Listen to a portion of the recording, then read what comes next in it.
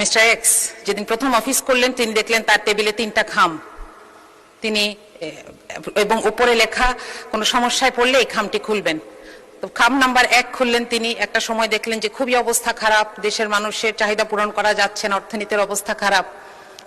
তিনি খাম খুলে দেখলেন লেখা আগের সরকারকে দায় দিয়ে দিন, এবং তিনি সেটা করলেন। দেখলেন যে সব সমস্যা মোটামুটি একটু মানুষ একটু বুঝেছে। আরো কিছুদিন পরে যখন আবার সমস্যা এরকম বেড়েছে, তিনি দ্বিতীয় খামটা খুললেন, সেখানে লেখা বিরোধী দলকে দায় দিয়ে দিন। তো তিনি বিরোধী দলকে দায় দিলেন। আরো কিছুদিন পর যখন দেখলেন যে আর পারা যাচ্ছে না, চলবে না, তখন তিনি তৃতীয় খামটি খুললেন, এখানে লেখা যে আরো 3টি খাম বানান এবং আপনি পদত্যাগ করুন আপনার পরবর্তী অর্থমন্ত্রীর জন্য। মাননীয় স্পিকার, সরকারের অংশ হিসেবে আমরা চাই না এই বাজেট আমাদের ব্যর্থতার দলিল হোক। আমরা চাই এই বাজেট বাস্তবায়ন হোক।